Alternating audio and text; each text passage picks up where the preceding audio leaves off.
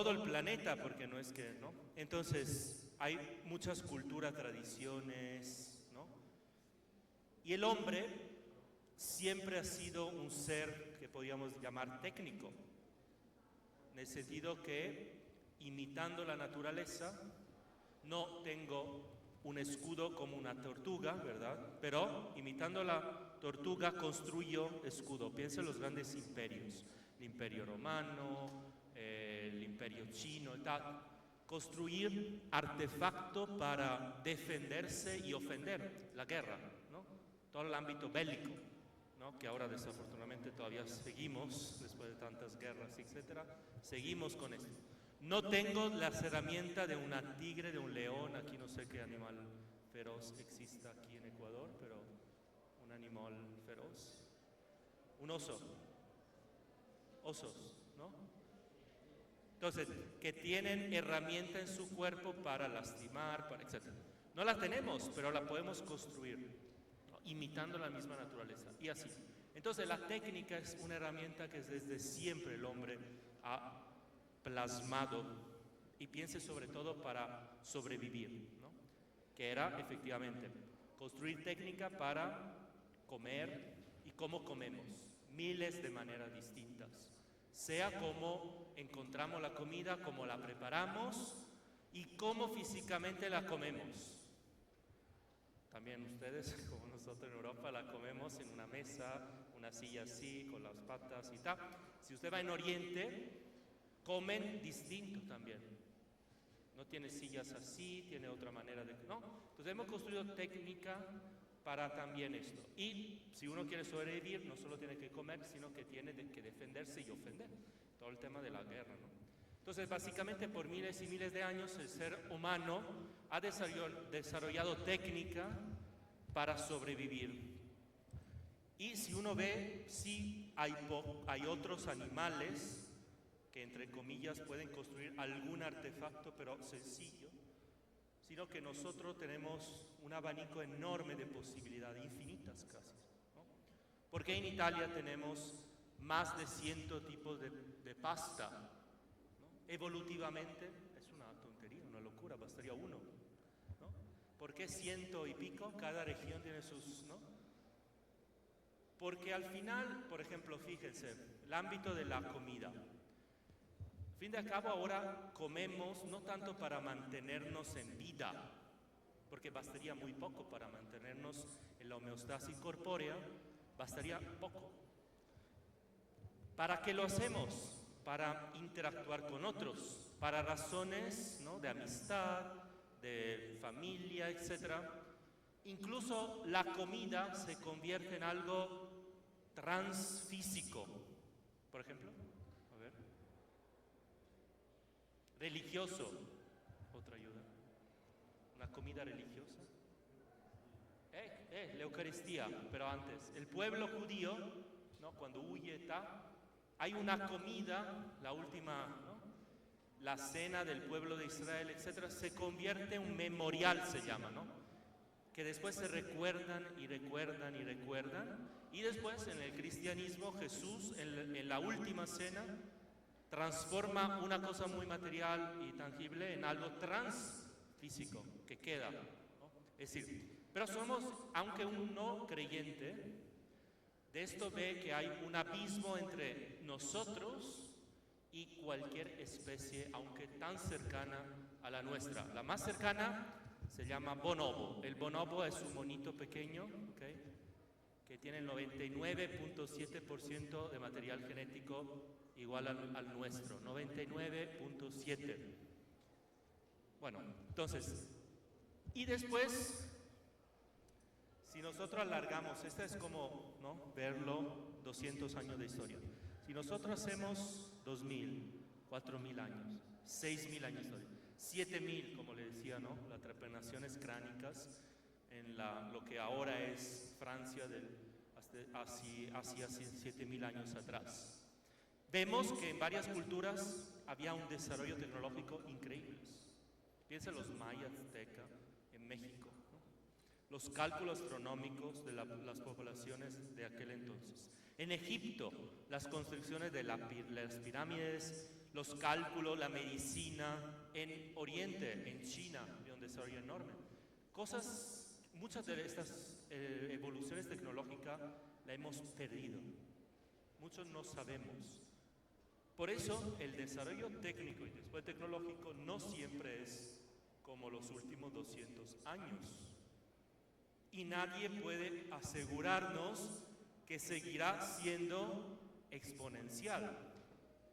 En 2018, una pequeña tempestad solar, sabe que nosotros recibimos la luz del sol, el calor y tal, una pequeña ola, explosión solar, quemó miles de satélites que estaban justo en la parte de Norteamérica, Canadá y la parte norte de Estados Unidos, y generó un caos terrible, comunicación, etc. Somos súper frágiles. Inclusive nuestro mismo sistema solar. Basta que un día el Sol, y lo sabemos, el Sol va poco a poco expandiéndose, se convertirá en una supernova y seguro, astrofísicamente hablando, que para aquel entonces nosotros ya no vamos a estar aquí como especie, seguro como personas individuales hoy, pero como especie viviente no existirá ya, ¿no? Este universo tuvo un inicio y tiene un final, ¿okay? Un final. Entonces, ¿quién me asegura? Nadie me puede asegurar. Bueno, espero que no, que mañana un asteroide, que no sé qué, que la tempestad solar y ya volvemos a la era de la piedra, ¿no? Confiamos, obviamente, que haya y lo estamos viviendo, semana tras semana, mes tras mes, hay más desarrollo tecnológico y es más rápido ahora. Pero cuidado, que esto no está asegurado para siempre. Bueno, le decía que estas preguntas, soy yo más que mi cerebro, soy yo más que un algoritmo, son las grandes preguntas de hoy en día delante de este desafío de la tecnología. No porque la tecnología sea mala, no, para nada. Nosotros vivimos más que hace 50 años o 100 años gracias a todo el desarrollo tecnológico en el ámbito sanitario. No solo técnico y tecnológico, la posibilidad, que es ya esto, de agua potable, de los antibióticos, etcétera, etcétera, ha hecho que en los últimos 100 años la vida media ha aumentado enormemente. Y hoy, con todos los demás, y la prevención, el tema de la prevención es fundamental, también podríamos llegar a vivir, no sé cuánto, si ustedes saben, a ver, disparen un número. ¿Cuál es la persona humana? ¿A qué edad puede llegar la persona humana? Es decir, ¿cuál es la persona humana más longeva que hemos tenido en la historia? Disparen un número. 100, 105, 100, 124, cercano, 108. Ok, Jean Clement, 1997, murió en 97, tenía 122 años. Es porque la única que tenía todos los papeles en regla para demostrar que nació, en 1997 murió, tenía 122 años. Bueno, no le digo, todas las mañanas se despertaba, fumaba un cigarro y tomaba una copa de bourbon. Obviamente no hay que imitarla, porque puede ser que vivió a 122 años también por resistir y 120,000 personas atrás de ella que hacían lo mismo no estaban, ¿no? Es decir, cuidado con, ¿no? 122 años y son los ultracentenarios que estamos estudiando. Ahora hay toda una corriente sobre el envejecimiento y la longevidad para estudiar cuáles son las causas que hay en algún lugar del mundo, se llaman Blue Zone, las zonas azules o blue, una concentración más alta que normal de personas de más de 100 años. En Japón, en Italia, por ejemplo, hay una región que es la Cerdeña, una isla, donde hay una concentración anómala de personas que viven más de 100 años. Anómalas no significa miles de personas, significa que en un pueblo de 1000 personas hay 7, 8 ultracentenarios, que son muchos. Bien, entonces estas preguntas nos pueden ayudar. Bueno, aquí esto creo que lo vamos a, bueno, lo ponemos. Es interesante ver la modernidad, o nosotros vivimos ya en una posmodernidad para algunos. La modernidad significa la corriente filosófica y cultural que nace más o menos con Descartes. ¿Alguien ha escuchado hablar de René Descartes, gran filósofo? Matemático también, etc. Y a partir muere Descartes en 1650, si no me equivoco. Entonces, más o menos la modernidad es esa época. Y esta modernidad dura, y ahora estaríamos en la contemporaneidad postmoderna, llaman algunos. Y hay un filósofo francés, Jean-Paul Lyotard, que en una obra, La postmodernidad explicada a los niños, relata básicamente que en los años 60, 70, en nuestra época, había muchos relatos, muchos dogmas, podríamos decir así, ¿no? Muchos relatos que poco a poco en la historia fueron cayendo, ¿no? Y podemos aplicar la misma, y por eso pongo la imagen de Notre Dame en llamas, ¿no? Porque efectivamente hoy somos sí los herederos de grandes transformaciones tecnológicas, pero también somos los herederos de sistemas filosóficos que entran en crisis gracias a las mismas ciencias, desde la astrofísica hasta la genética, etc. Bueno, cada uno de los relatos científicos que marcaron la auge de la modernidad han encontrado su propio límite y contradicción en los últimos décadas. Por ejemplo, ¿no? Están acostumbrados al bueno, no sé si están acostumbrados, se lo cuento. El tema del genoma humano, el proyecto genoma humano. No sé si saben quién fue bueno, usted que estudió enfermería, ¿no?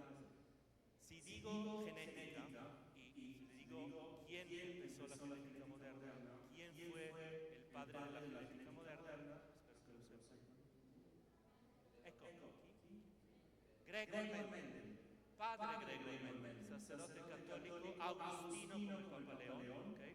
Padre Gregor Mendel fue el padre de la genética moderna, con sus leyes, las 3 leyes de la hereditariedad de los caracteres, sin saber qué era la ADN, ¿verdad?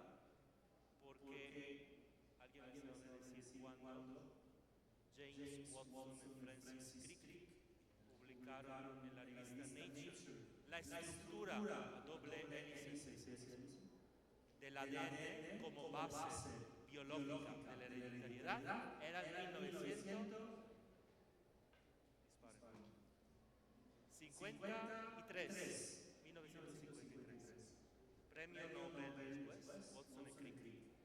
Había en el cuento, desafortunadamente, bueno, no desafortunadamente, afortunadamente, había una mujer, Rosalind Franklin, que salió de la película, porque no ganó el premio Nobel, murió de cáncer. Pero, mire la historia.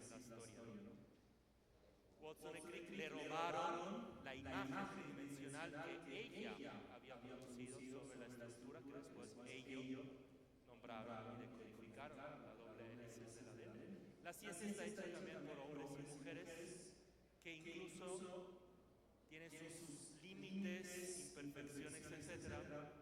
Y también no es todo bonito en la misma ciencia. No somos robots.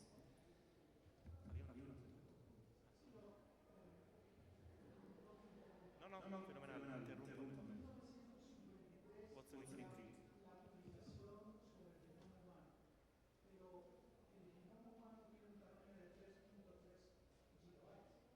No, esto era la estructura bioquímica de lo que era, no el genoma humano, sino la posibilidad, la estructura bioquímica de cualquier genoma, ¿okay? Watson y Crick. Porque en la publicación del genoma humano, aunque no era completo, se dio por un acuerdo en 2001. Entonces, una larga historia. Una larga historia estaba empezando así. Desde Gregor Mendel, que no sabía cuál era la base bioquímica, pero intuyó con los famosos experimentos con sus plantitas, ¿se acuerdan, no? Cruzando, etcétera, y usando la estadística, porque era un gran experto en estadística, logró extraer de la naturaleza leyes.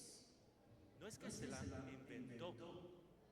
La ciencia no inventa descubre en la naturaleza una regularidad. Lo decíamos, un Dios logos que crea un mundo lógico. El científico presupone, aunque el científico ateo está presuponiendo que la naturaleza me conteste de una manera racional y lógica.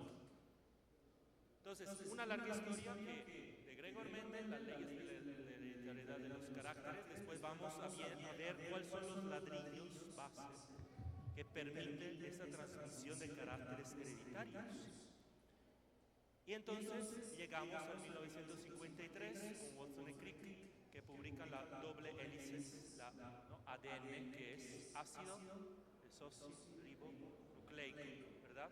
Entonces, esa estructura tridimensional que permite, y después de ahí toda la parte de la biología molecular, ADN, y se empieza a, cuando yo estudiaba biotecnología médica, teníamos los dogmas de la biología molecular. Un gen, una proteína, un rasgo fenotípico. Y hoy en día ustedes se ponen a leer, ¿verdad? Si han estudiado biología molecular o genética, etc. Porque sabemos, aquí está el dogma central, ¿no? Hoy sabemos que todos esos dogmas del ADN, el RNA y después las proteínas y tal, y solo monolinear es falso, ¿no? ¿Por qué? Porque un gen puede codificar más proteínas por un fenómeno que llamamos splicing alternativo, ¿no? Y después un gen sano, o se dice un gen, ¿no? Un material genético que tiene un error, una mutación, genera una proteína anómala y una enfermedad. Por ejemplo, la anemia falciforme. ¿Por qué se llama así? ¿Se acuerdan? ¿No saben? Los glóbulos rojos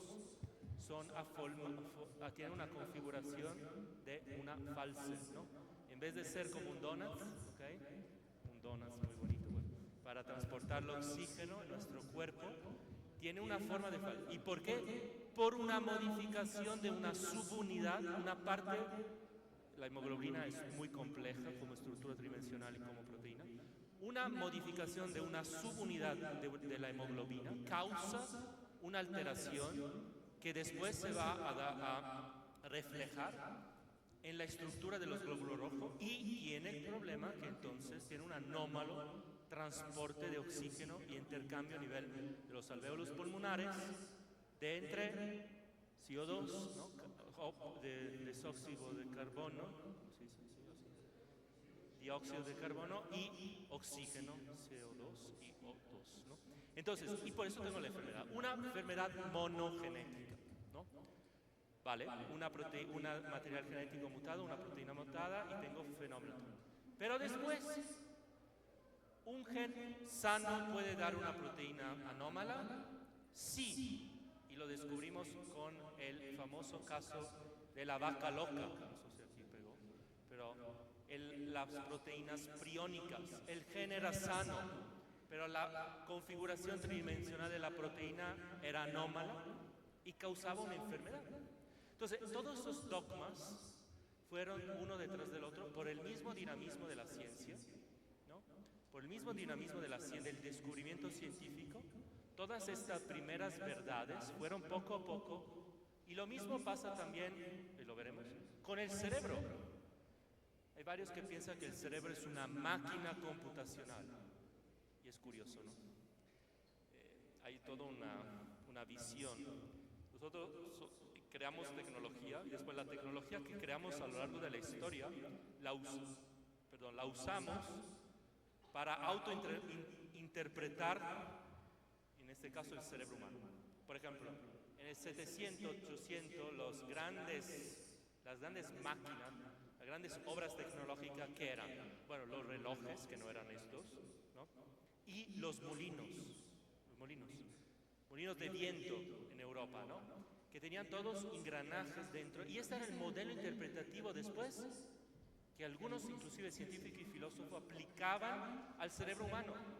Y un gran filósofo tuvo que, en su obra, Leibniz, en su monadología, criticaba la visión mecanicista de pensar que los pensamientos eran como pequeñas cosas que rodaban dentro de estos engranajes en el cerebro humano. Entonces es curioso que hoy en día, cuando decimos una máquina computacional, ¿qué estamos haciendo? Aplicamos al cerebro la analogía computacional de los años 70, hardware, software, ¿okay? Un software, un programa, un algoritmo que viaja dentro de mi computadora, que es un hardware, ¿okay? Pensamos mente-cuerpo, la relación mente-cuerpo, que sea de la misma naturaleza, o que el cerebro contenga, sea el hardware de la mente, y por eso hablamos de una máquina computacional. Cosas también que decaen a lo largo del tiempo. Entonces, también la astrofísica contemporánea. Pensábamos en un universo único, que desde el Big Bang, aunque precisamente el Big Bang no es el tiempo cero, aquí sería interesante entrar, pero no puedo regresar con las físicas contemporáneas, solo con la matemática puedo regresar, porque hay unas variables importantes, entonces físicamente no puedo replicar, pero sí matemáticamente. Hubo unos hermanos que se llaman los hermanos Bogdanov, que calcularon el T0, el tiempo cero del inicio. No dijo, atención, no uso la palabra origen, sino utilizo la palabra inicio de este universo. Y según estos cálculos, hay más tiempo desde el T0 al Big Bang que del Big Bang a hoy. Muy interesante. Bueno, entonces, pero lo que sabemos es que es un universo en expansión. Se está expandiendo dentro de ¿qué? Dentro de nada, porque la misma expansión genera el espacio y el tiempo. Eso es muy interesante, muy filosófico, pero científico. Y sabemos que se está enfriando, llegamos a los 3 Kelvin, muy frío el universo. Y posiblemente, bueno, sabemos que a un momento a 0 Kelvin se va a parar la expansión. ¿Qué va a pasar después? Bueno, no lo sabemos. Algunos hipotizan que volverá atrás. No solo al Big Bang, sino al T0, y todo el universo se concentrará en un único punto infinito de toda la energía y la materia. Bueno, eso son. Pero hoy en día, con todos los cálculos, no solo un universo, sino los multiversos. ¿Han escuchado hablar de los multiversos? Es decir, se están hipotizando, es una hipótesis, pero es una hipótesis para explicar datos astrofísicos, la materia oscura, etc. La hipótesis de universos paralelos, intercomunicable incluso a través, algunos dicen también de los huecos negros, etc., pero no sabemos bien. Entonces, los multiversos. Entonces, la misma astrofísica cambió muchísimo en los últimos 100 años. Y también lo que era algo clarísimo, evidente, fue cambiando poco a poco. Bueno, esto también se lo... Okay. Entonces, y también en la visión misma del ser humano, desde la perspectiva de la genética en esta larga historia, ¿no? Cuando descubrimos cómo, a través de qué, nosotros estudiando microorganismos encontramos, ¿no? Unas, ¿cómo se dice? Tijeras. Las tijeras moleculares bueno, alguno estudió biología molecular. Encontramos en microorganismos proteínas que cortan, ¿no? En manera específica parte de los genes, ¿no? De ahí empezó la biología molecular, que era como cortar y pegar genes, ¿no? Desde especies distintas, ¿ok? Desde especies distintas. Y empezó la biología molecular, años 70, 80 y en adelante. Y esto ayudó bastante. Y empezó también el tema de la clonación, la posibilidad de clonar, obviamente primero animales. Y me acuerdo que había mucho business sobre este tema, y una señora millonaria, obviamente gringa, se le murió su gatito y pagó $1 millón para clonarlo. Salió el gatito y tal, pero iba creciendo, y el gatito, que era genéticamente igual al que murió, no era tan igual fenotípicamente, tanto que la señora demandó la empresa, que después quebró.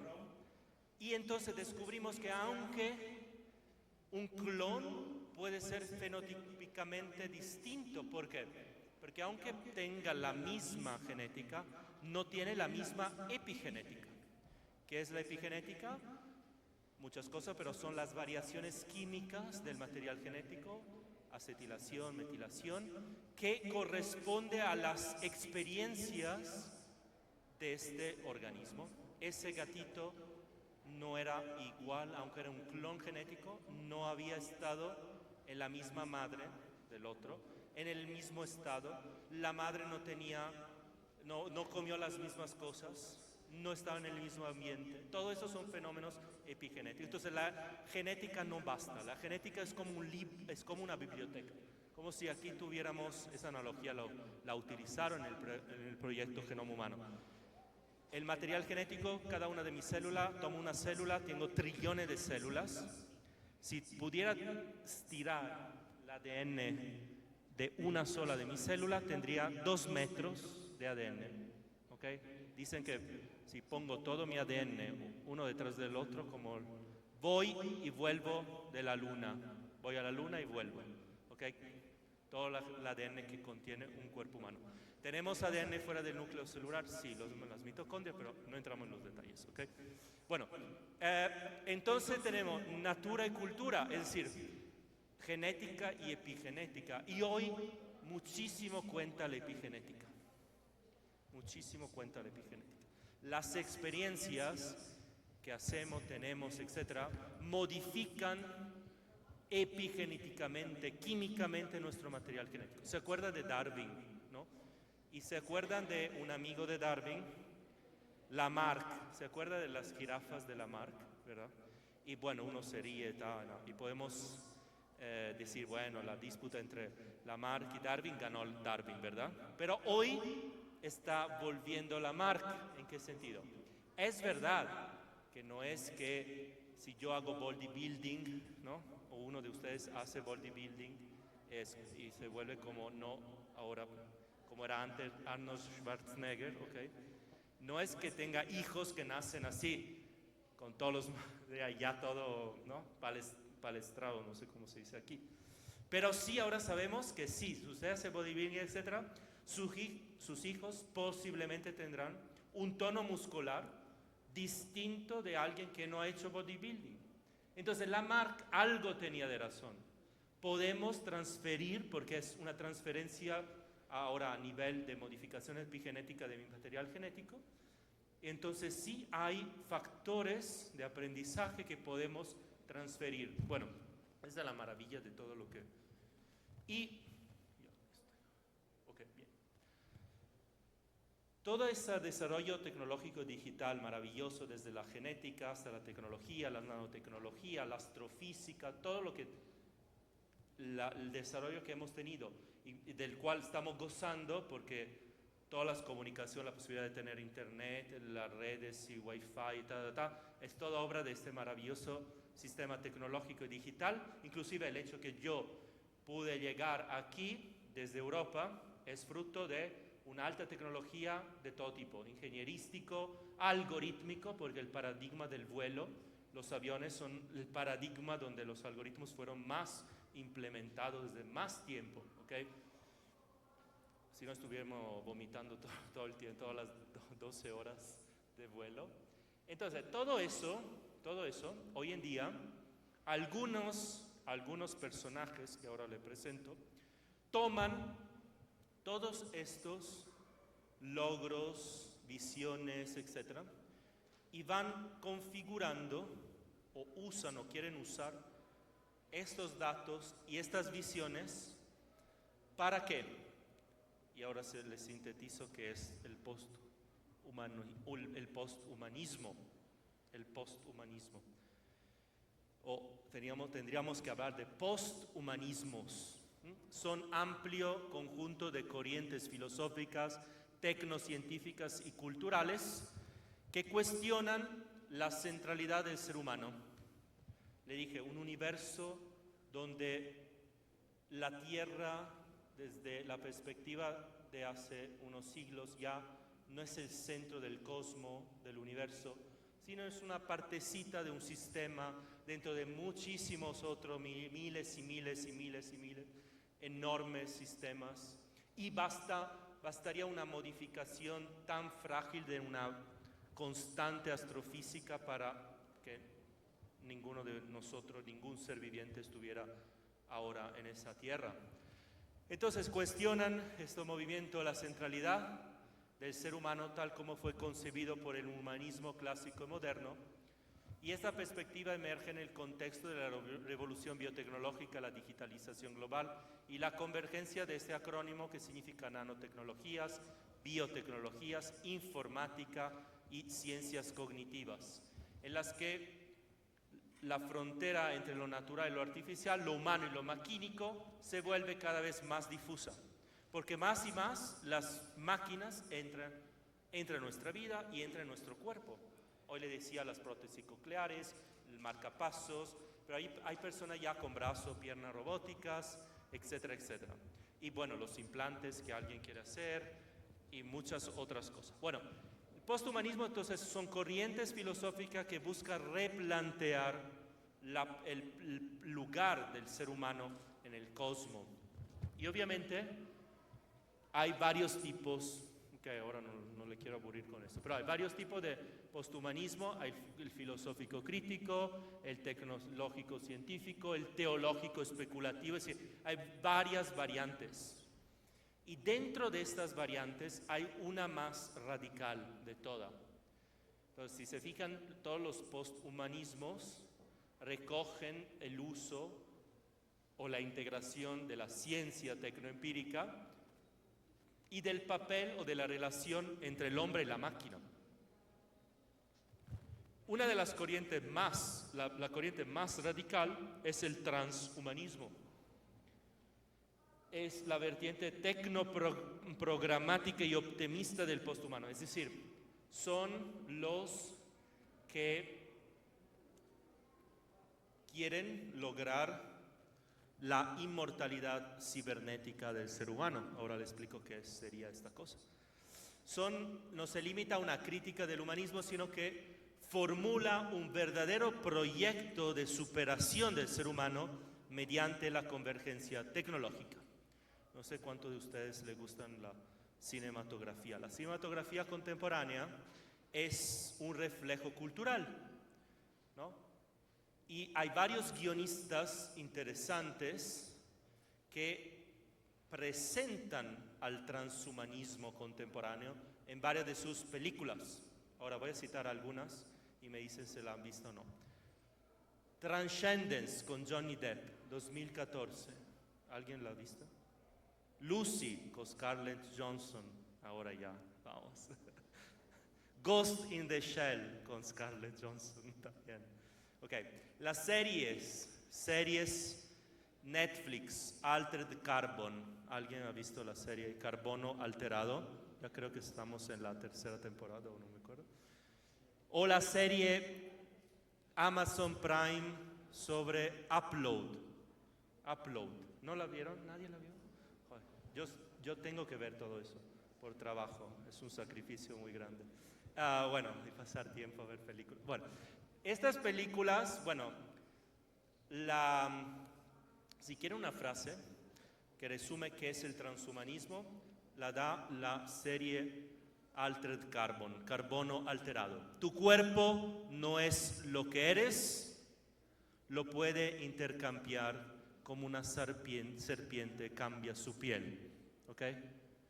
Entonces, tu cuerpo no es lo que eres. Bueno, no estoy diciendo que es verdad esta frase, es la síntesis, es todo falso en esta frase, pero bueno. Los transhumanistas piensan, tu cuerpo no es lo que eres, lo puedes cambiar como muta la piel una serpiente, ¿ok? Esta es la visión radical del transhumanismo. ¿Por qué?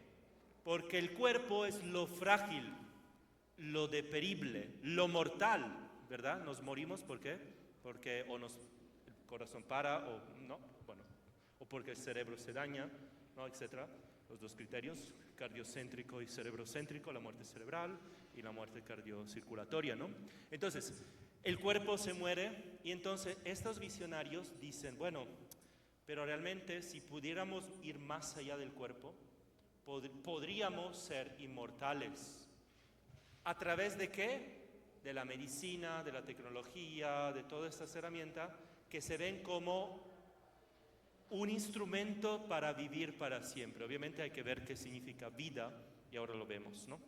No se limita entonces a una crítica del humanismo, sino es un proyecto que reconfigura, supera lo humano. Una corriente filosófica, dice la doctora que escucharon hoy, Elena Postigo Solana, y tiene varios textos sobre este tema, si quiere profundizarlo, es un gran nombre, puede encontrarlos, también artículos en línea gratuitos. Una corriente filosófica sería el transhumanismo cultural que sostiene la posibilidad y la deseabilidad de mejorar sustancialmente la condición humana mediante la aplicación de las tecnologías emergentes orientadas a eliminar el sufrimiento, la enfermedad, el envejecimiento y eventualmente la muerte. Bueno, y si yo le digo que tengo la fórmula mágica para todo eso, yo creo que todos firmaríamos ya, todos, ¿no? ¿Verdad?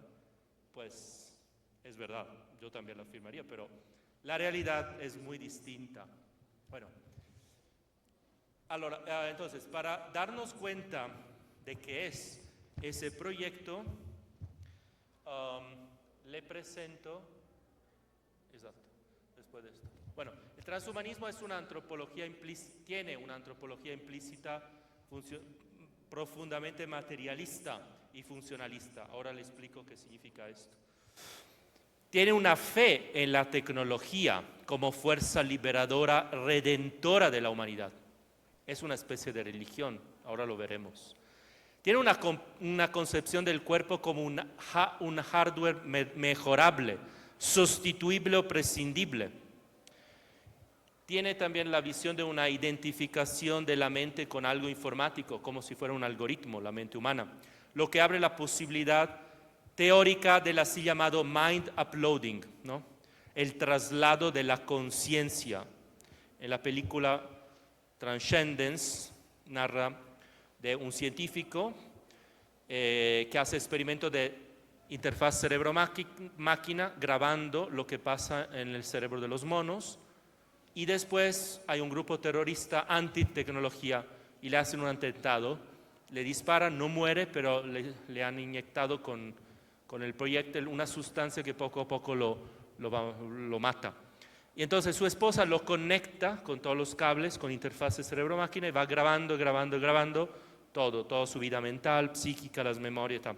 Y cuando muere, cuelga, ¿no? Sube esta cosa, ¿okay?, a la nube. Y la respuesta es que parecería que Will, porque se llamaba así, el protagonista Will, todavía estaba vivo, le empezaba a contestar, ¿no? Le empezaba a contestar y él le dice, por favor, súbame, conéctame a la red, tengo que crecer. Lo sube, lo conecta y bueno, ahí se descadena toda la película, donde esta cosa, esta superinteligencia que va creciendo, porque se alimenta de todo el internet, va construyendo un paraíso tecnológico, donde hay los cojos que caminan, los ciegos de nacimiento que vuelven a ver, todos los milagros de Jesucristo, ¿no?, del Evangelio, ahí se plasman en esta situación de casi una divinidad, ¿no?, que crece esta inteligencia artificial. Bueno, la película después hace ver la parte negativa, en el sentido que la misma protagonista, la esposa, poco a poco se percata, entiende que esta cosa no es realmente su esposo, ¿no? Ya no es Will. Y bueno, pues véaselo, así ya puede verlo, ¿no? Uno de los grandes movimientos transhumanistas es Humanity Plus, H+, que es uno de los grandes movimientos, y el gran proyecto transhumanista global se llama 2045.com, puede verlo. Bueno, ahora le enseño la página mientras se la explico. Entonces, este proyecto, y vemos también el video donde se habla de este proyecto transhumanista. Esta es la página 2045. Empieza este proyecto con un billonario ruso de la tecnología que se llama Dmitry Itskov, que en la crisis económica del 2008 le impacta mucho, y él tiene esta visión. La humanidad seríamos unos inútiles, en el sentido que no nos daríamos cuenta del potencial tecnológico para el salto evolutivo verdadero, según él, que sería utilizar todo lo que sabemos de neurociencia, astrofísica, tecnología, hibridación u hombre-máquina, para empujar la evolución hacia lo que él llamaría la inmortalidad cibernética. Y tiene un proyecto en avatares, es decir, utiliza la palabra avatar, aquí están, utiliza la palabra avatar en varias etapas. Se lo presento y después vemos el tráiler, está en inglés, y después se lo comento y tal. Bueno, la visión básica es que hay varios niveles hasta el 2045. Según ellos, en el 2045 falta poco, faltan 25 años, ¿no? No, falta 20 años. Poco, ¿no? Poco. Entonces, en 25 años, según ellos, seríamos todos inmortales. ¿Y cómo inmortales? La primera etapa, el avatar A, básicamente es que copias robóticas del ser humano, del cuerpo humano, pueden estar conectadas a través de nuestro cerebro. Es decir, estos robots humanoides, ¿no?, pueden estar conectados a nuestros pensamientos, y yo, pensando de lavar las perolas o los platos y tal, está un robot humanoide que va limpiando, ¿verdad que sería bonito, no? En vez de estar tendiendo mi cama y tal, lo pienso y hay un robot humanoide que limpia la habitación, tiende mi cama, una maravilla. Bueno, y esto lo tendríamos que tener entre 2015 y 2020, estamos un poco lejos ya, ¿no? Segunda etapa, el avatar B, 2020 y 2025. Ya en esta etapa ya tendríamos que estar, ¿no? Según ellos, ya en 2025 los robots humanoides tendrían que ser tan populares como los coches. Bueno, aquí no he visto ninguno, en Europa tampoco. Si uno va en Japón, sí, puede ver algunos que los atienden en los hoteles y todas estas cosas. Estamos ya trazados, acuérdense, ¿no? El avatar C es 2030-35, la conexión de un cerebro humano, el primer trasplante de cerebro, y pasar un cerebro humano dentro de un robot humanoide y que este cerebro controle el robot humanoide.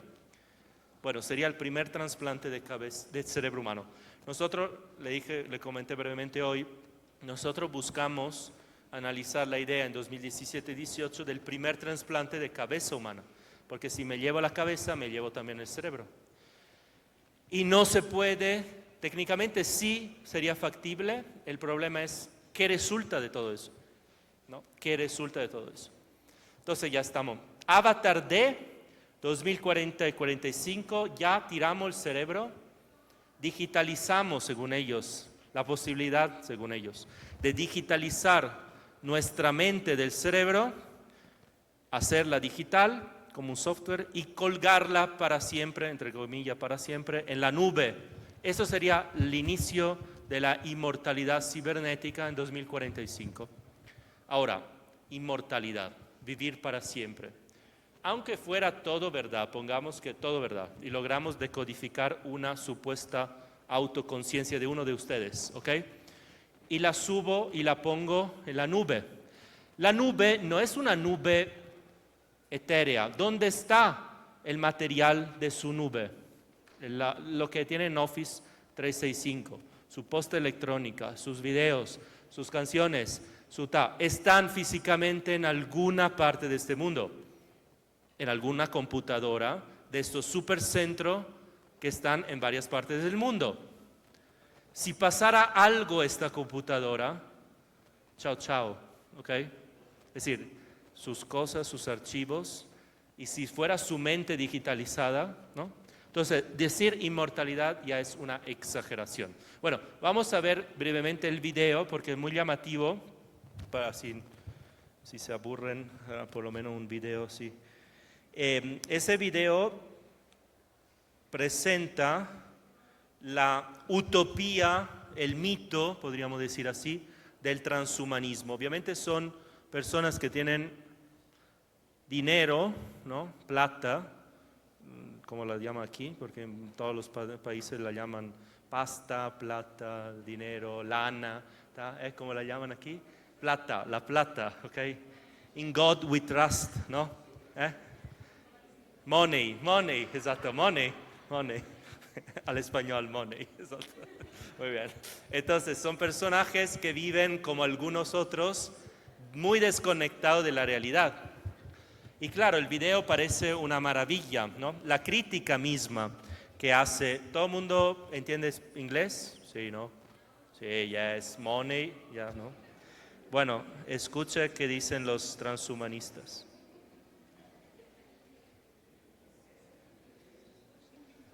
¿No hay audio? No, ¿qué pasa? Sí, antes estaba, a ver. Sí, ya lo habíamos probado antes. A ver, no, está aquí. Sí, ya lo probamos. ¿No? ¿El audio? ¿La salida? Sí. No, pero ya lo habíamos. Ahí está.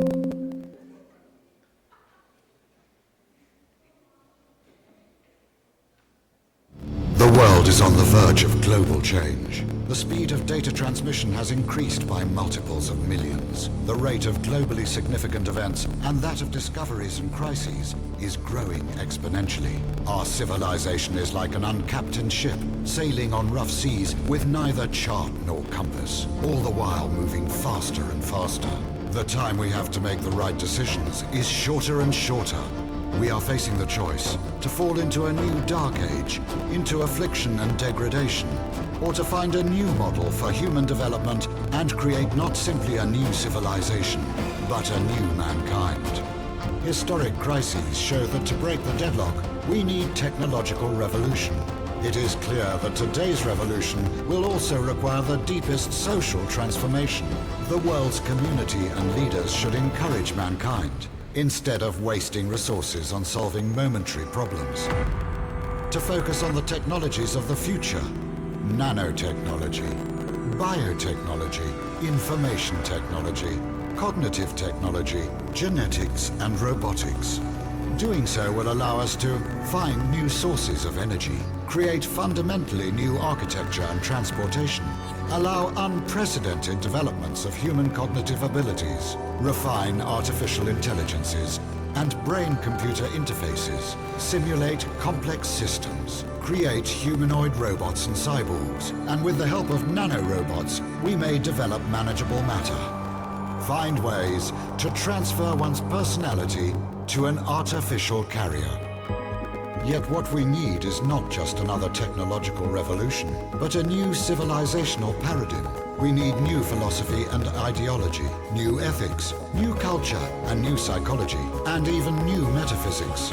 We must reset our limits, go beyond ourselves, beyond the Earth, and beyond the solar system. This is an adequate response to the challenges of our time. Thus, new reality and future man will arise. Could it happen spontaneously? By itself? Unlikely. Humanity does not have a master plan of its development. It seeks stability. It lives in the present and does not plan. It preserves the status quo and tries to escape development. It does not tend to map future centuries and take responsibility for evolution. In consumer society's culture, there is no evolutionary vocabulary and rhetoric. To break the deadlock, the Russia 2045 movement was founded. It is a mega project intended to reach new heights and meanings.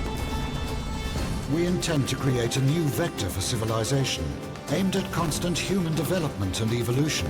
As happened with the mega projects of the last century, the nuclear and the space programs, we integrate the latest discoveries and developments from the sciences: physics, energetics, aeronautics, bioengineering, nanotechnology, neurology, cybernetics, cognitive science. May everlasting spiritual ideals and values help us avoid going astray. Our project will give new meanings to the millions of people on Earth, will become a result of their joint creativity, and will lead us out of the impasse. Away from the murder of nature and physical death, forward to the realm of freedom and creativity, to the depths of the ocean and to the stars, to the infinite universe of our inner world. Our forecast for the next 40 years. February 2012. Global Future 2045 Congress is held in Moscow. It is a debate platform for discussion of our civilization's prospects for development. 2012 to 2013, the global economic and social crises are exacerbated. The debates on the global paradigm of future development intensifies. New transhumanist movements and parties emerge. Russia 2045 transforms into World 2045. Simultaneously, the 2045.com international social network for open innovation is expanding. Here, anyone interested may propose a project, take part in working on it, or fund it, or both. In the network, there are scientists, scholars, researchers, financiers, and managers. 2013 to 2014. New centers working on cybernetic technologies for the development of radical life extension rise. The race for immortality starts. 2015 to 2020.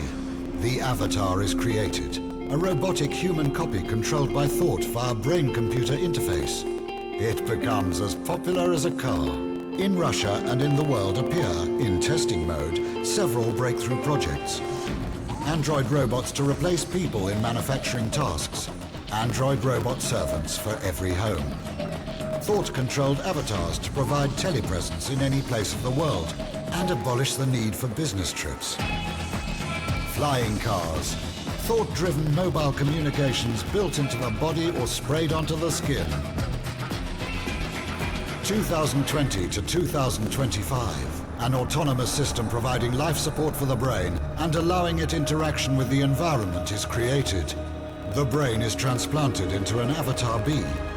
With Avatar B, man receives new, expanded life. 2025. The new generation of avatars provides complete transmission of sensations from all 5 sensory robot organs to the operator. 2030 to 2035, Rebrain. The colossal project of brain reverse engineering is implemented. World science comes very close to understanding the principles of consciousness. 2035. The first successful attempt to transfer one's personality to an alternative carrier. The epoch of cybernetic immortality begins. 2040 to 2050. Bodies made of nanorobots that can take any shape arise alongside hologram bodies. 2045 to 2050. Drastic changes in social structure and in scientific and technological development. All the prerequisites for space expansion are established. For the man of the future, war and violence are unacceptable. The main priority of his development is spiritual self-improvement. A new era dawns. The era of neo-humanity.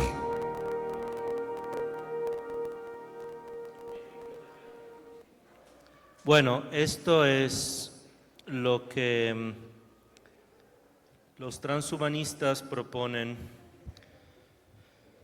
Una visión del mundo, obviamente, que tiene como base una reducción ontológica, una ilusión de continuidad personal, una antropología desarraigada del cuerpo, ven el cuerpo humano como un límite, como un enemigo, la problemática ética del dualismo tecnológico, es decir, esa dualidad fuerte entre la mente humana y el cuerpo.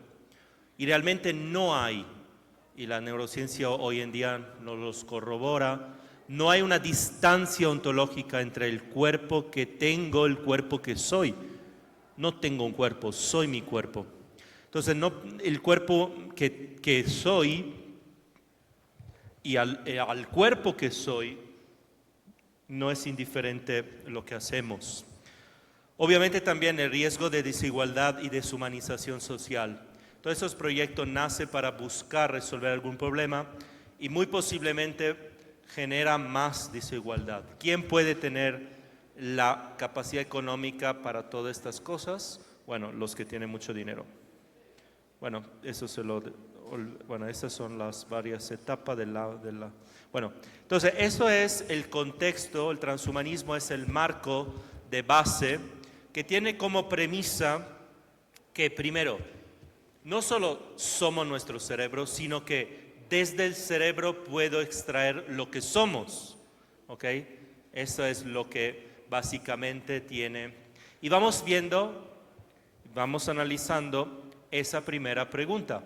¿Soy yo más que mi cerebro?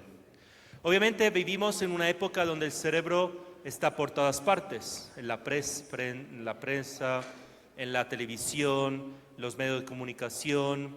Se quiere demostrar todo y lo contrario de todo a partir de nuestro cerebro. Somos nuestro cerebro, por eso nos cuesta tanto hablar de sus enfermedades. Y varios autores dicen que simplemente somos nuestro cerebro, como Dix Bab, en un libro así enorme, titulado justo en español, Somos nuestro cerebro, como pensamos, sufrimos y amamos. Si el cerebro define todo lo que somos, entonces hablar de una enfermedad cerebral es prácticamente hablar de nosotros mismos, dice ese autor. La postura de varios autores es una postura neurocéntrica. ¿Qué significa? Creo, dice Dix Bab, que debemos aceptar que somos simplemente fruto de la actividad neuronal. Somos nuestro cerebro, esa es la cuestión, dice él. Y efectivamente ya no identificamos, no tendríamos que identificar la sede del amor en el corazón, ¿no? Cuando una persona ama a la otra o no tiene un afecto hacia una persona, se identifica, no, te quiero, todo, no, inclusive tenemos, no, ahora el símbolo, ¿no? A este símbolo, ¿no? El corazón y tal. ¿Por qué? Porque la neurociencia nos dice que si el corazón late y tal, es porque a nivel cerebral hay un control neural. Entonces tendríamos que decir, no te amo con todo mi corazón, sino te amo con todo mi cerebro, que es un poco más feo, ¿no? Pero bueno. O algunos autores como estos que dicen Dios está en el cerebro. O otro, la evolución del cerebro y la idea de Dios. Lo que le decía, ¿no? Según algunos, es una parte de nuestro cerebro que nos daría la ilusión de ser seres libres, inclusive religiosos, etc. Y lleva al tema de la neuroteología, de la neuromística. Y entonces usamos inclusive, y hay compañía que hoy vende un casco para inducir una experiencia religiosa. Han estudiado las tradiciones budistas, han decodificado desde varias técnicas budistas qué pasa en el cerebro de los monjes budistas y busca replicar a través de neuroestimuladores no invasivos, se llama God of the Helmet, o God Helmet, el casco de Dios, ¿no? Y te lo venden, ¿ok? ¿Para qué? Uno se lo pone, se electroestimula y le da algún efecto, ¿no? Algún efecto tipo out of the body experience, ¿no? Que yo puedo enseñarle cómo hacerlo también, ¿ok? Son técnicas, ¿no? Son técnicas para simular la experiencia fuera del cuerpo, ¿ok? Se puede reproducir, son autosugestión y tal, y son fruto efectivamente, ¿no? Claro, entonces algunos toman todo eso y dicen, mire, entonces todas las ideas de la religión simplemente son proyecciones neurales. O libre albedrío. Alguno piensa que efectivamente después de los experimentos neurocientíficos sobre la base material de la voluntad libre, del libre albedrío, ya no somos seres libres, sería nuestro cerebro que decide, actúa antes que nosotros tomáramos conciencia de lo que ha decidido.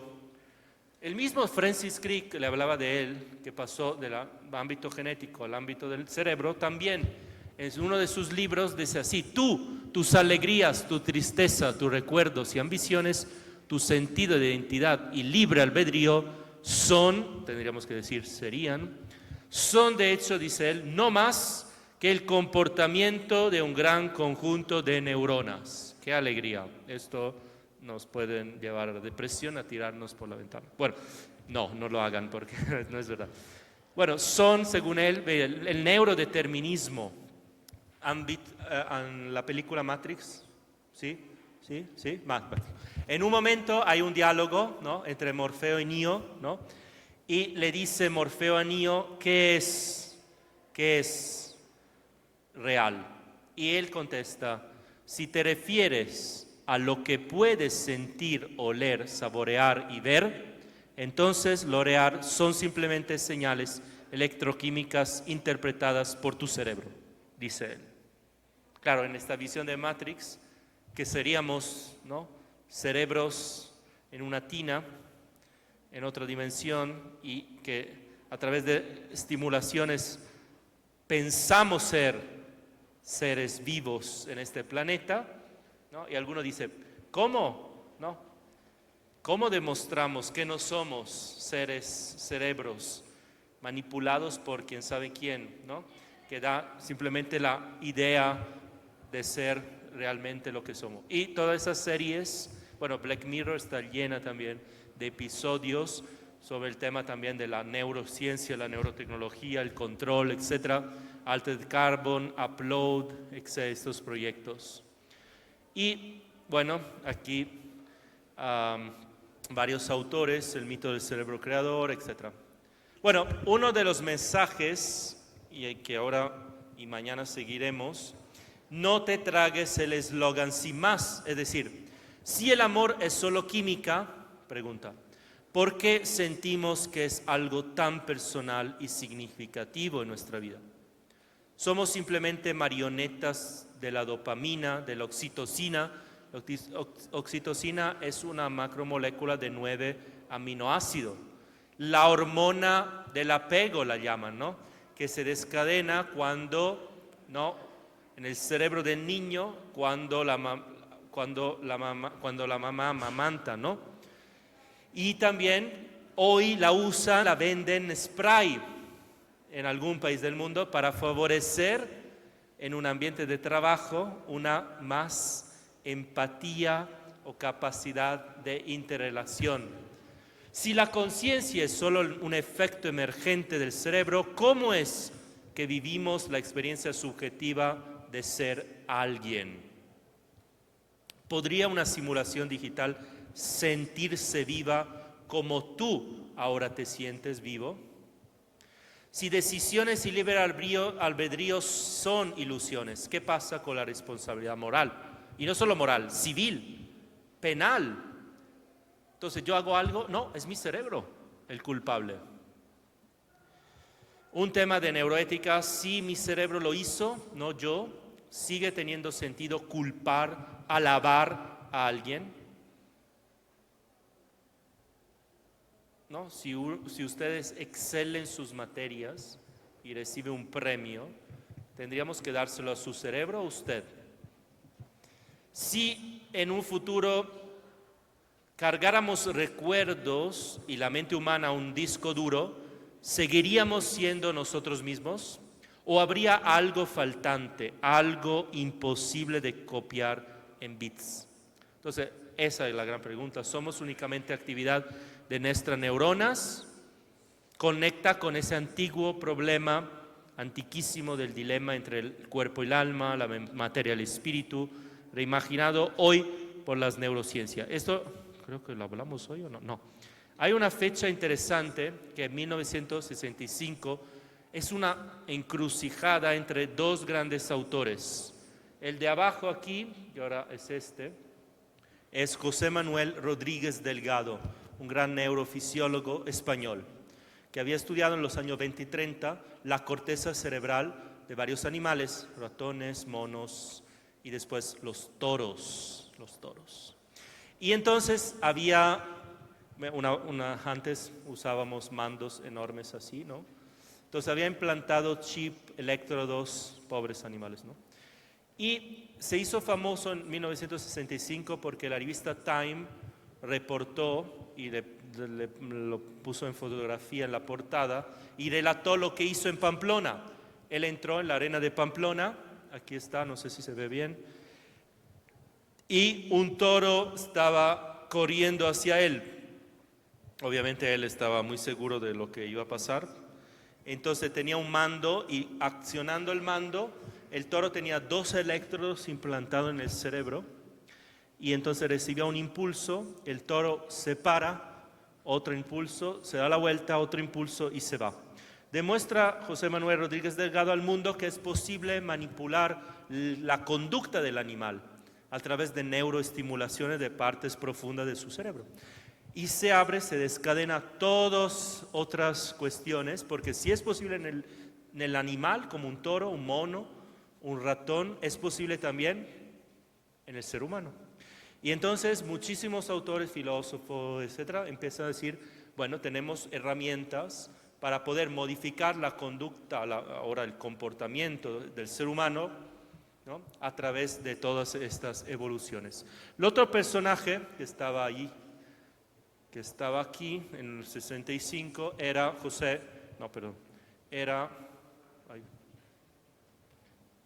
Raymond Kurzweil.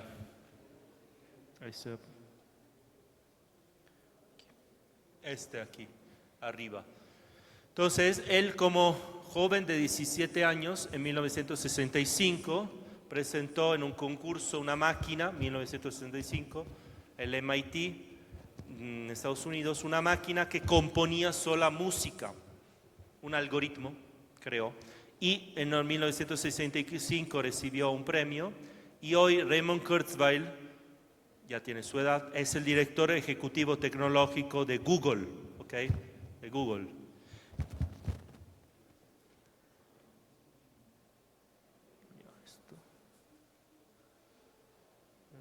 Esto lo vimos hoy, entonces voy rápido, para llegar al tema de los dogmas de las neurociencias. Bueno, estos son los dos amigos. Ok, aquí estamos. Ok, entonces, uno de los fundamentos del transhumanismo es justo esto. Seríamos simplemente o electroquímica que podríamos decodificar o información que estaría contenida en nuestro cerebro. Entonces, hoy podemos plantear algunos dogmas contemporáneos en neurociencia. ¿Un dogma qué es? Es un cuento donde una verdad está absolutizada, ¿ok? Donde algo se da exclusivamente por verdad de una manera unívoca. Estos dogmas no son falsos en sí mismos, ahora veremos por qué, pero han sido asumidos como verdades absolutas en algunos casos. Han sido desafiados por las evidencias empíricas inesperadas, y la vamos a ver. Y estos pueden empezar así: somos nuestro cerebro. El yo, la conciencia, la identidad personal, la libertad, se reducirían a procesos neuronales. Esto es el dogma más grande y más fuerte, que conlleva a todos los demás. Cada función mental tiene una localización cerebral específica. Existe una correlación directa, fija y unívoca entre regiones cerebrales y funciones psicológicas. Este otro segundo dogma. El hemisferio izquierdo es el lógico y el derecho es el creativo. Una simplificación muy difundida en el ámbito también de la educación y de la cultura pop. Otros, para llegar a 10. La corteza prefrontal es indispensable para el juicio moral y el autocontrol. Otro dogma. El cerebro se encarga exclusivamente, el cerebelo, ¿se acuerda? Hoy hablábamos de él también. El cerebelo se encarga exclusivamente del equilibrio y la coordinación motora, mientras que el hipocampo es absolutamente necesario para la formación de memorias. La neuroplasticidad es limitada en la edad adulta, dogma hoy en día ampliamente refutado, veremos.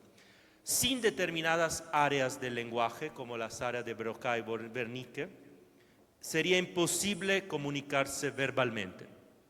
Las emociones básicas, noveno dogma, están localizadas exclusivamente en la amígdala. La conciencia surge únicamente de la actividad síncrona de la corteza cerebral. Estos 10 dogmas en parte son verdaderos y en parte son falsos. Y vamos a... ¿El desafío de dónde viene? De la clínica. ¿Ok? De la misma clínica. Hoy presentaba esto: tumor orbitofrontal, cambio de personalidad. la niña sin el cerebelo que camina tranquila y feliz de la vida. Ahora le presento otros para complementar. Bueno, esto ya lo conocemos. La mujer sin cerebelo, 2015, aquí un cerebelo normal, nunca se formó el cerebelo. Una de China, dogma desafiado. ¿El cerebelo es indispensable para la motricidad y el equilibrio? Pues no. Porque una mujer sin cerebelo, completamente, nunca se formó el cerebelo, camina tranquilamente. Esta mujer de 24 años con ablación congénita total del cerebelo, sin déficit motores graves, se descubrió accidentalmente durante un ataque y tenía un leve retraso motor en la infancia, pero no en la vida normal. Ok. Pero termino en esto, ¿no? ¿Allá tienen preguntas? O el caso de Phineas Cage. Ok. Pacientes sin hipocampo que aún forman memorias. ¿Se acuerdan que le dije? En el ámbito de la memoria tenemos el caso de este paciente, le quito 2/3 partes de los hipocampos, no vuelve a recordar cosas, tiene que cada día aprender. Hay un extremo opuesto que nos ayuda a decir. En Natura, esta señora se llama Jill Price. Tiene los hipocampos hipertróficos, es decir, naturalmente nació y sus hipocampos son más grandes, más funcionantes de lo normal. Es la mujer que vive obsesionada por sus recuerdos. Tiene una mente prodigiosa, todos lo queríamos la memoria de Jill Price, ¿verdad? Leer un libro y después de haberlo leído, poderlo repetir todo inclusive, ¿ok? Todo, quisiéramos esto. Pero sería casi inhumano, porque la señora Jill Price cuenta en su historia que ella no puede vivir humanamente. Todos los días se levanta y después de una hora vuelve obsesionada de los detalles que ha memorizado de todo, de cuando se lavó el pelo en la tina, el color no sé qué, el detalle, la mosca que estaba volando. Entonces se recuerda de todo. Entonces, sí es una mente prodigiosa, sí. Pero mire el extremo, ¿no?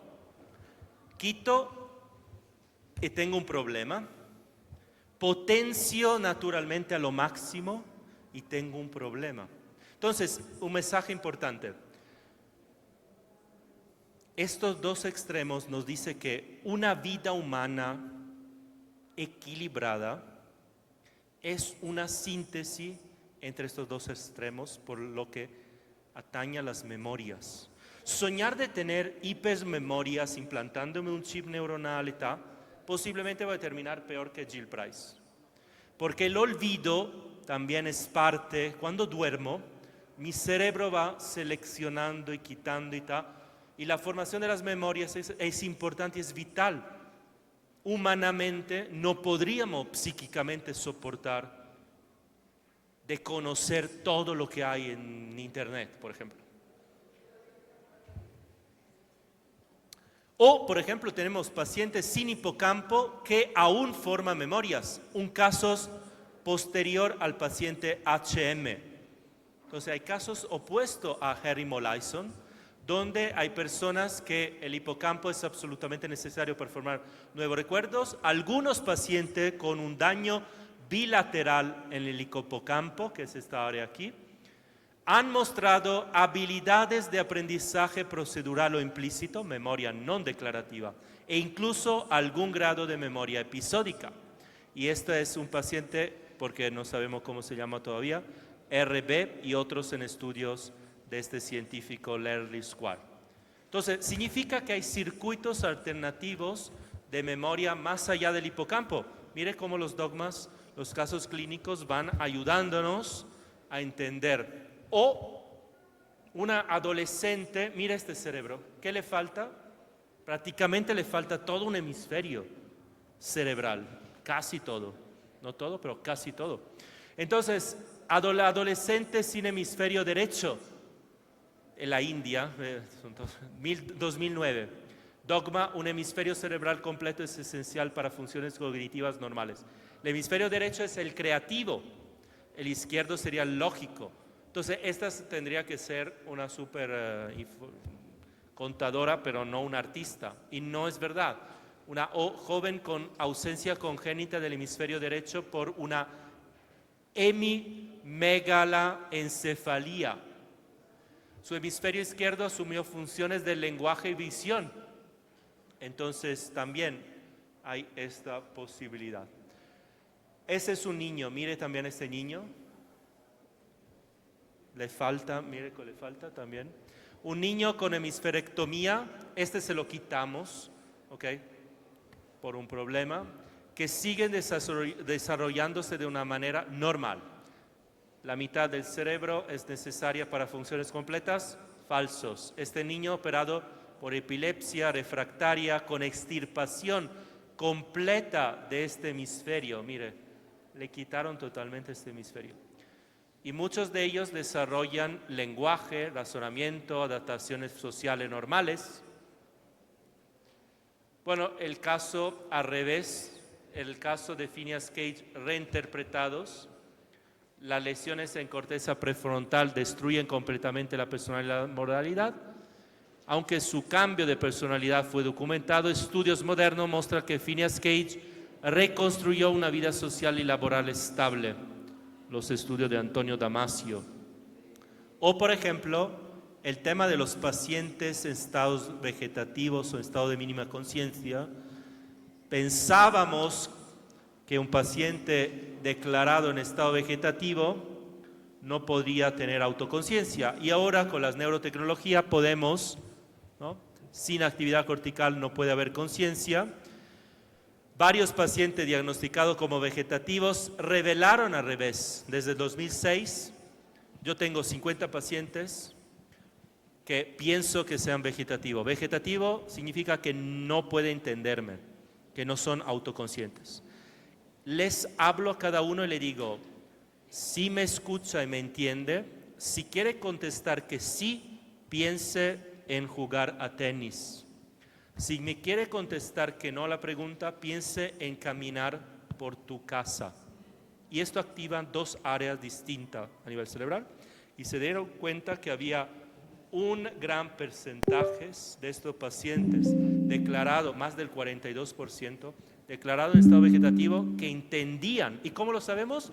Lo ponían en la resonancia magnética funcional, le hacían 50 preguntas. Claro, si empieza a atinarles a todas, significa que me está entendiendo, ¿verdad? Claro, esto no significa, por ejemplo, entonces hay una reclasificación, esto no significa que los demás también no lo sean.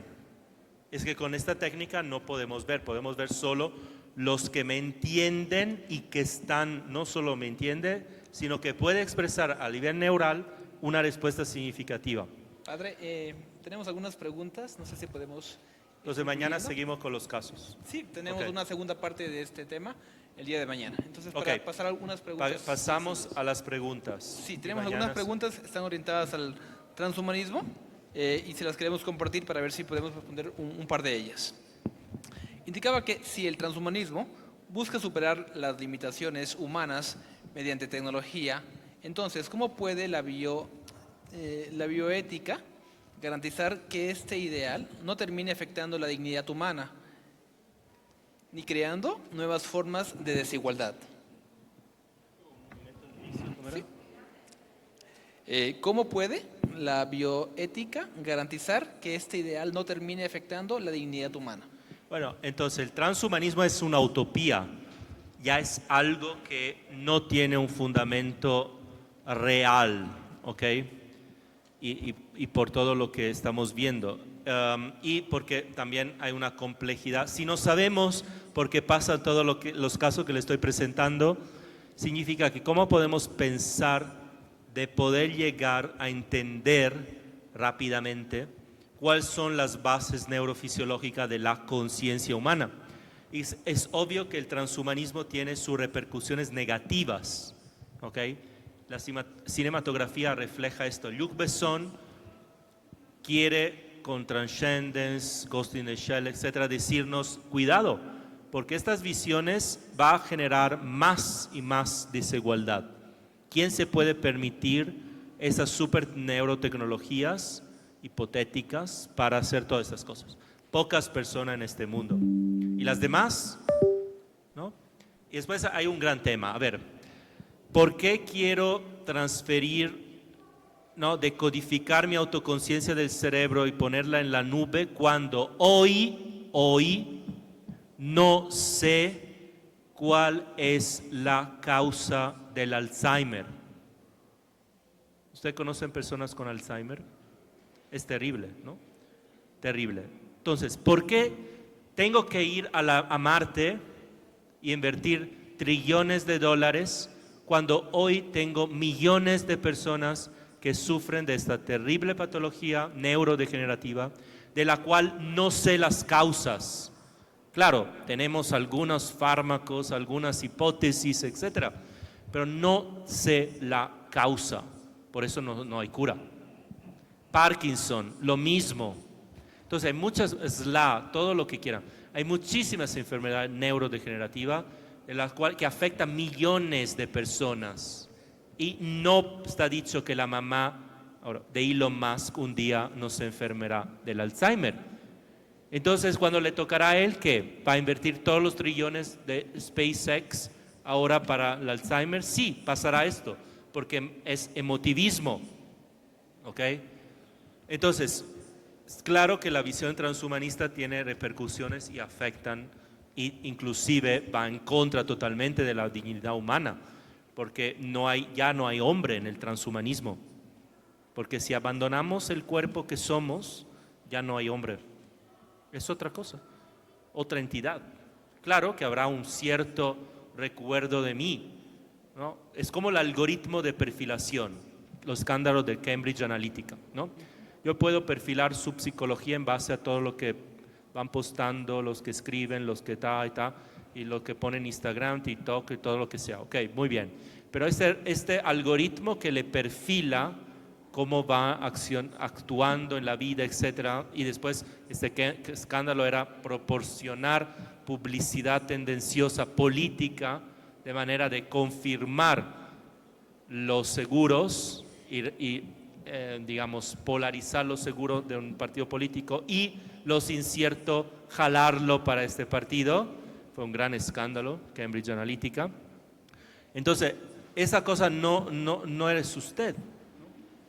Bien, Otra pregunta. Nos habían compartido algunas series o películas y yo creo que en ese contexto preguntan acá, ¿puede considerarse humano a un individuo con capacidades cognitivas aumentadas artificialmente? Bueno, sí, claro, depende, sí, obviamente, porque digamos, toda lo que llamamos la mejora cognitiva no es que buscar, ¿no?, implementar algo que tengo. Claro, hay algunos transhumanistas hoy que quieren dotar a la naturaleza humana de nuevas habilidades, ¿ok? Por ejemplo, nosotros no tenemos el sistema radar que tiene un delfín y algunos quisieran implementarnos estas habilidades. Eso sería ya un verdadero transhumanismo, ¿ok? Muy bien. Y una última pregunta, que están orientadas al tema de la humanización justamente, indica que hasta qué punto la búsqueda de superar nuestras limitaciones biológicas con tecnología amenazan la noción misma de la humanidad. De por sí, digamos, la tecnología nosotros siempre hemos aplicado sobre todo para el tema de la salud, ¿verdad? Es decir, para recobrar funciones perdidas por un accidente, por una enfermedad, etcétera. La tecnología de soporte para reparar y restablecer funciones perdidas, ¿no? Esta es una tecnología, ¿ok? Las gafas, yo la pongo, repara o busca reequilibrar algo que naturalmente yo tengo una limitación natural, ¿ok? Otra cosa es cuando yo modificando múltiples aspectos del ser humano, llegaría, porque todavía no se sabe, son hipótesis así de ciencia ficción, a modificar la naturaleza humana. ¿Dónde está el límite? ¿Ok? ¿Dónde está el límite? Esa es una gran pregunta y obviamente según mi visión, el límite sería cuando tengo una entidad que ya no corresponde a las características humanas que conocemos. Entonces podríamos decir, ahí hay un verdadero transhumano, pero tenemos que comprobar. Cuando aquí llegará alguien que dirá, yo soy un transhumano, bueno, no sé si tendríamos que analizarlo y ver qué significa y qué verdad tiene esta afirmación, ¿no? Muchas gracias, Padre Carrara. Le agradecemos con un aplauso, por favor, Gracias. por su participación. Muchas gracias, que tenga buena tarde y nos vemos mañana. Muy bien, ahora nos van a compartir la siguiente parte. Todavía nos queda una actividad con respecto a comunicaciones paralelas. Adelante, compañera. Muy buenas noches, muchísimas gracias. Les pedimos por favor se mantengan en sus lugares, que vamos a continuar directamente con las comunicaciones de esta sala. Pido por favor a la moderadora que pueda pasar para dar inicio a las comunicaciones. Y nos pueden ayudar por favor con la flash con las presentaciones para ubicarlas enseguida y dar inicio.